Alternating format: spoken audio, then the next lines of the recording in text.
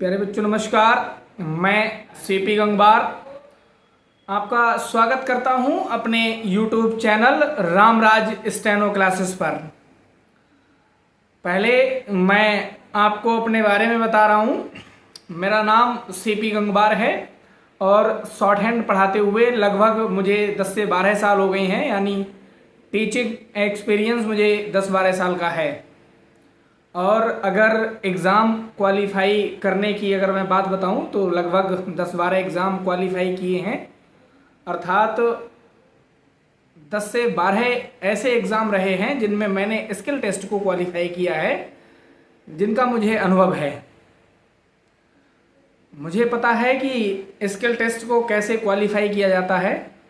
जब मैं बिगनर था, स्टार्टिंग में था, तब मैंने कैसे क्वालिफाई किया था और बाद में कैसे, और अब क्या अनुभव है, वो सारी बातें आपको बता रहा हूँ। ये वीडियो सिर्फ मैं उन बच्चों के लिए बना रहा हूँ जिनका अभी एपीएस का एग्ज़ाम लगा हुआ है और प्रॉब्लम आ रही है कि सर डिक्टेशन पढ़ा नहीं जा रहा है या डिक्टेशन छूट रहा है, तो अब इस कंडीशन में क्या करा जाए, जबकि एग्ज़ाम बिल्कुल नज़दीक आ गया है। विद इन वीक स्टार्ट हो रहे हैं एग्ज़ाम।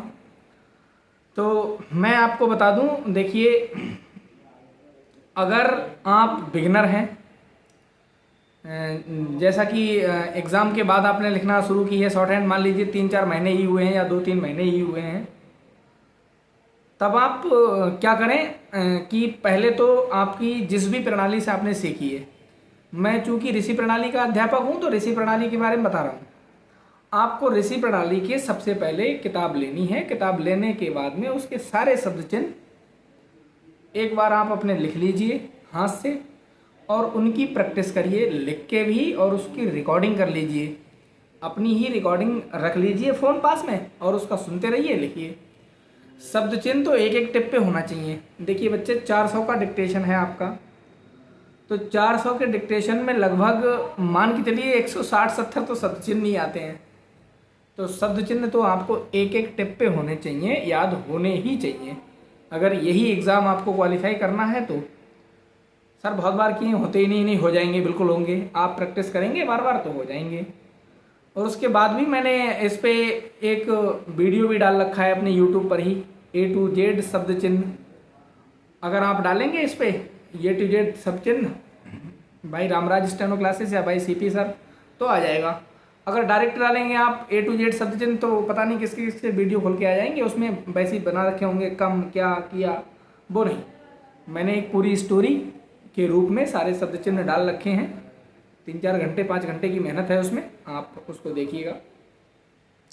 तो एक तो ये पहली बात हुई कि आपको शब्द चिन्ह अपने एकदम टिप पे होने चाहिए।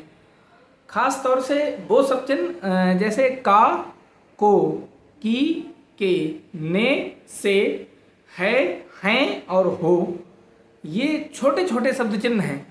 बड़े तो आपको याद हो जाते, नहीं याद होते आप पूरा बना लेते हो। जैसे क्या नाम है, यद्यपि का शब्द चिन्ह है, आपको याद नहीं है तो आप पूरा बना देते हो। लेकिन का, को आपको ये पता है, शब्द चिन्ह ही आप जानते हो कि का है, का, को, के, की, ने, से, ये सारे शब्द चिन्ह आप जानते हो। लेकिन दिक्कत आती है कि कई बार आप लाइन के ऊपर बना देते हो, लाइन के नीचे बना देते हो, वो गलत हो जाते हैं, तभी दिक्कत करते हैं। तो शब्द चिन्ह आप प्रॉपर बनाएं कि कहाँ पर लगना है और कहाँ उसको कैसे पढ़ना है।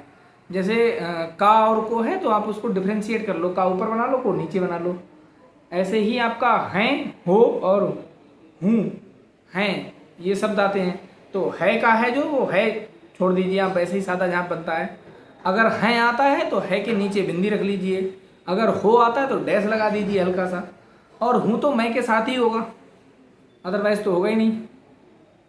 उम्मीद करता हूँ कि पॉइंट को गेट कर रहे हैं आप, गेटिंग माय पॉइंट। तो आप समझते रहिए। शब्द चिन्ह की बात आपको समझ में आई कि ये जो छोटे वाले शब्द चिन्ह हैं, इनकी आपको बार बार प्रैक्टिस करनी है, देखना है कि गलतियाँ कहाँ हो रही। मैक्सिमम बच्चे जो लिखना सीखते हैं डिक्टेशन, उनकी ने, से, का, को, इनमें गलतियाँ होती ही हैं। ये छोटे हैं लेकिन गलतियाँ तो करते हैं। देखिए, अगर आपसे कर्तव्य परायणता नहीं लिखा गया तब भी एक गलती, और अगर ने की जगह पे आपने से लिख दिया तब भी एक गलती। तो शब्द चिन्ह आपके बिल्कुल ठीक होने चाहिए। ये रही आपकी पहली बात। सारी शब्द चिन्ह से संबंधित बात मैंने आपको बताई।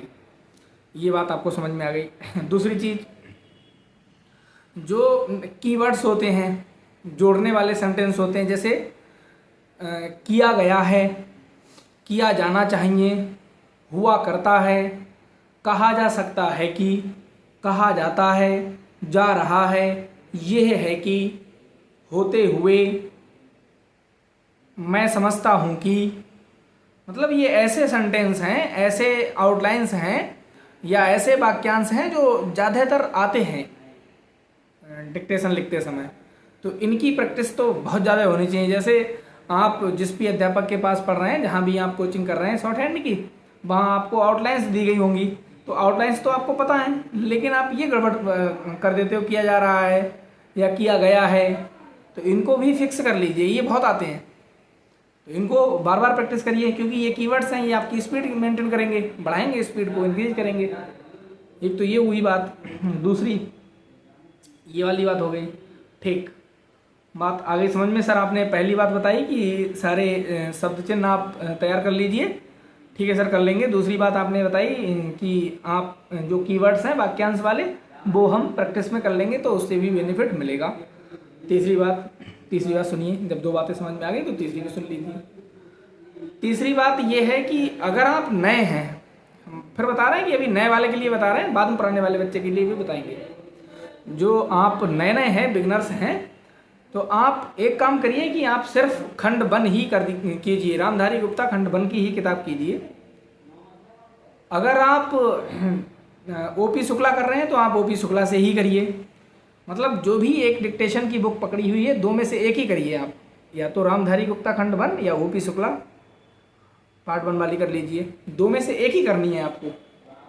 अब एक मान लीजिए आप रामधारी गुप्ता खंड वन कर रहे हैं, उसमें 100 एक्सरसाइज हैं, तो उम्मीद करता हूँ आपने वो पूरी नकल तो बना ही ली है, उसकी आउटलाइन भी प्रैक्टिस कर ली है। अब आप उसके डिक्टेशन भी लिख रहे हैं। तो कोशिश ये करिए कि जैसे 1 से लेकर के 100 तक एक्सरसाइज हैं उसमें, तो उनकी सारी आउटलाइंस किसी एक कॉपी में आपने बनाई होंगी। कापी आपके पास है नहीं? और अगर नहीं है, आपने नहीं बनाई है, तो अपने किसी साथी घर से ले लीजिए कि मेरे भाई मेरा एग्ज़ाम है यार, सब चिन्ह हो भाई तो दे दे, है नहीं? और कोई भी मदद कर ही देता है। और नहीं करता है तो ऐसे समय पर कहते हैं ना, गधे को बाप बनाया जाता है, तो भाई हाथ जोड़ लो, उससे मांग लो, है ना? सब चिन्ह आपके पास होनी चाहिए। सब चिन्ह आपने सॉरी क्या नाम है, आउटलाइंस आपने मांग लिए। आउटलाइंस मांग लीजिए। मांगने के बाद में ना उनकी प्रैक्टिस कीजिए। कितनी बार प्रैक्टिस करनी है? Multiple times. अगर सर आउटलाइन की ही प्रैक्टिस करते रहेंगे तो डिक्टेशन कब लिखेंगे? बच्चे, मेहनत तो आपको करनी ही पड़ेगी। समय बचा के भी कहाँ ले जाओगे? थोड़े दिन बाद एग्ज़ाम हो जाएगा, काम ख़त्म। एनर्जी अपनी बचानी है या थोड़ा इस काम में लगा लेंगे, वो कर लेंगे, कुछ नहीं। लगाओ, पूरी जान लगा दो भाई, करो प्रैक्टिस मैक्सिमम। क्या करना क्या है टाइम बचा के? भाई टाइम तो बचाओगे तो आगे एग्ज़ाम चला जाएगा। एग्ज़ाम सर पे है, आपको पहले उसको देखिए। आप सारे काम छोड़िए, तो पहले आउटलाइन की प्रैक्टिस करिए। आउटलाइन की प्रैक्टिस के बाद भी टाइम बचेगा, नहीं बचेगा आपको बचाना पड़ेगा। कपड़े आप गंदे पहन लीजिए, कोई बात नहीं, चलेगा। आप कहीं भी जा रहे हो, जाना बंद कर दीजिए। अगर कहीं रूम पे लेके रह रहे हैं तो आप सुबह खाना बना लीजिए, वही शाम को खा लीजिए, कोई बात नहीं, करिए मेंटेन, समय बचाइए। समय आपको बचाना ही पड़ेगा, क्योंकि आपने आउटलाइंस किए हैं, शब्द चिन्ह किए हैं, अभी डिक्टेशन भी लिखना है। और डिक्टेशन एक दो नहीं लिखने हैं। अब आप किसी भी चैनल पे जाइए, यूट्यूब पर सर्च करिए, ज़रूरी नहीं मेरे पास, हालांकि मेरे भी पड़े हुए हैं, मेरे रामराज स्टेनो क्लासेस पे भी पड़े हैं। एक और चैनल है पुराना, आस्था स्टेनो क्लासेस करके, उस पर भी पड़े हुए हैं वीडियो, सारे पड़े हुए हैं 1 से लेकर के 100 तक। अखबार के भी पड़े हैं, बहुत सारे पड़े हैं। लेकिन मैं नहीं कह रहा हूँ कि आप मेरे से ही लिखिए, आप कहीं से भी लिखिए, या जिस अध्यापक से पढ़ रहे हैं आप उनके लिखिए। लेकिन लिखेंगे कितने, बात तो ये आती है ना। जो मिनिमम एक दिन में लिखिए 25-30 डिक्टेशन, बार बार लिखिए, पढ़ने की कोशिश करिए। एक एक दिन में 2-2, 3-3, 4-4, 5-5 डिक्टेशन लिखिए, पढ़िए, उनको टाइप भी करिए। टाइप करने में सर हमें बहुत देर लग जाती है, 60-60 मिनट लग रहे हैं, 70-70 मिनट हो जाते हैं। तो मेरे बच्चे, जब आप प्रैक्टिस करोगे तभी तो समय घटेगा। अगर आप इस बात को बैठे रहोगे, नहीं अब वहीं करेंगे चल के टाइप, तो जब यहाँ नहीं हो रहा वहाँ भी नहीं होगा। ये मान के चलिए आप, अगर यहाँ नहीं हो रहा तो वहाँ भी नहीं होगा, अगर यहाँ होगा तो वहाँ भी हो जाएगा, ये पक्की बात है। और अगर यहाँ नहीं भी हो रहा है तो आपको कोई मार थोड़ी रहा है, पीट रहा है कि आपको। और आप अगर जल्दी भी कर ले रहे हैं, यहाँ कोई गोल्ड मेडल दे रहा है आपको? नहीं। अगर आपकी कमी है तो आप उस पर काम करिए, और अगर आपकी अच्छाई है तो खुश नहीं होना है ना, खुश नहीं होना है। अभी खुश तो तब होना है जब आप एग्ज़ाम क्वालिफाई कर जाएंगे। टिल एग्ज़ाम खुशी किस बात की भाई? खुशी तो है ही नहीं। खुश नहीं होना है। जल्दी हो रहा है तब भी, गलतियां नहीं आ रही हैं तब भी, बिल्कुल आप अंडर 5 मिस्टेक कर रहे हैं तब भी खुश नहीं होना है। बस हाँ, ये मान के चलना बस ईश्वर की दया है, हो रहा है, बस बात खत्म। किसी को जताने की ज़रूरत नहीं है, बताने की ज़रूरत नहीं। हाँ भाई मैंने 3 महीने में ये कर लिया, वो कर लिया, कुछ बात नहीं, कोई बड़ी बात नहीं। आप एग्ज़ाम क्वालिफाई करके आइए, वो बड़ी बात है। और वो होगा तभी जब आप पैसेंस से मेहनत करेंगे। लिखो डिक्टेशन, 25 डिक्टेशन ज़्यादा नहीं होते हैं, और अगर एक दिन में आप 25 लिखेंगे तो 3-4 दिन में 100 हो जाएंगे। सर 25 कैसे लिख जाएंगे? लिख जाएंगे भाई, प्ले लिस्ट लगा लिए किसी की भी, उसमें सफल वाले पे आप ओके कर दीजिए, कंटिन्यू चलते रहेंगे, डिक्टेशन आप लिखते रहिए। हाथ में दर्द हो जाएगा बेटे, सूज जाएगा, यहाँ हाथ सूजन आ जाएगी आपकी, तो नमक और फटकरी से उसकी सिकाई कर लो शाम को, कोई दिक्कत नहीं है, सूजने दो हाथ। अरे करना क्या है, ये हाथ अपने बाप का थोड़ी है, होने दो, जो होना है देखा जाएगा, टूट नहीं जाएगा, केवल दर्द होगा इसमें, होने दो। आप सिर्फ मेहनत करो बस, फल तो ईश्वर देगा। आपका काम मेहनत करने का है, करो। लिख गए 25-30 डिक्टेशन, 5-5 आपके टाइप हो गए, 4-4, 5-5 टाइप करिए। अभी सर टाइपिंग भी तो है उसमें, हाँ जी टाइपिंग भी है, टाइपिंग भी करनी है। उसका टाइम कहाँ से आएगा? बिल्कुल आएगा, उसको भी टाइम निकालिए। उसके आपको जैसे 5 मिनट की वहाँ टाइपिंग आनी है, तो अब आपको 5 मिनट ही करनी है। आपने अब तक की होगी आधे घंटे, पौन घंटे, 1-1 घंटे, 4-4 घंटे, 5-5 घंटे टाइपिंग मेहनत की होगी।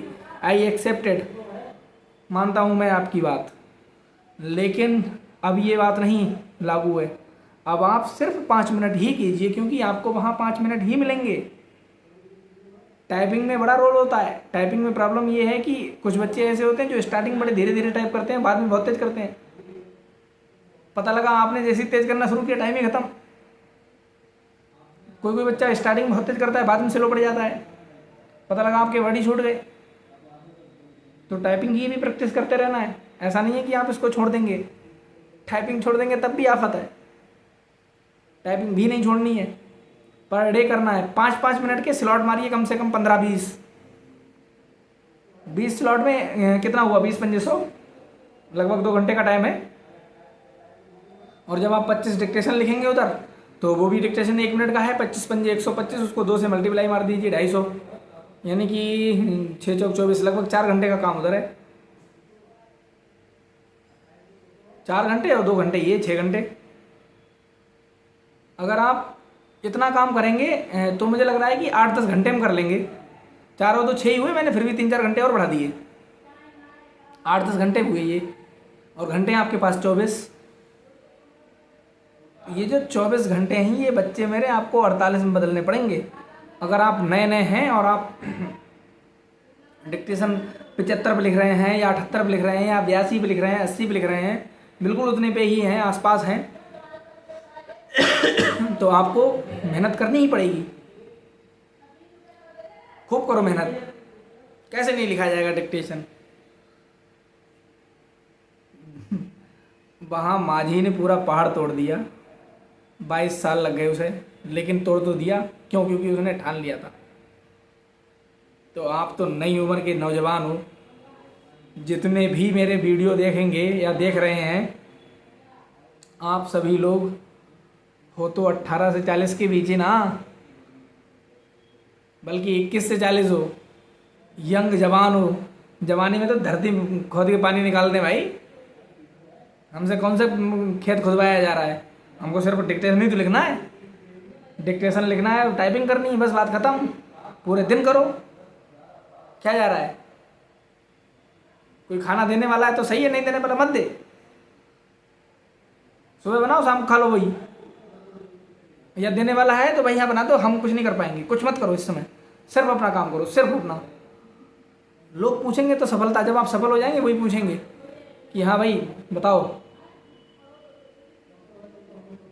सिलेक्शन हुआ, यही पूछेंगे लोग।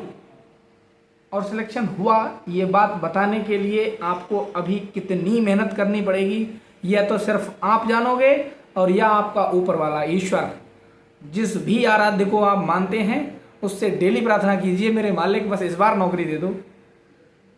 यकीन मानिए बहुत अच्छी नौकरी है, स्टेनो की फील्ड की मास्टर नौकरी है, बाप नौकरी है, जिसे कहते हैं राजा वाली नौकरी। आपने जानबूझ के फार्म भरा या इग्नोरेंस में भरा, उसको आपने क्वालिफाई किया है, तो अब आप लास्ट तक जाइए, फाइनल सिलेक्शन लीजिए। मैं भी आपके लिए ईश्वर से प्रार्थना करता हूँ कि आप मेहनत करें और सफलता प्राप्त करें। ऐसी मेरी ईश्वर से कामना है कि मेरे मालिक जो भी मेरा वीडियो देख रहे हैं और समझ के सीख लेके इस तरह मेहनत कर रहे हैं, उनको ईश्वर सफल जरूर बनाए। उम्मीद करता हूँ आप मेरे अनुभवों का फ़ायदा लेंगे। जितने भी मेरे पास अनुभव थे या हैं, वो सारा मैंने आपको बता दिया, सब कुछ मैंने आपको बता दिया उन अपने अनुभव के आधार पे।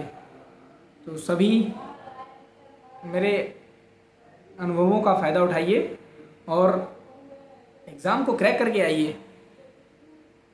आना, अगर बरेली रहता हूँ आइए, मिलिए आके सेंटर पे, मिठाई मैं खिलाऊंगा आपको, निश्चिंत होके आइए। चलिए, ओके, थैंक यू।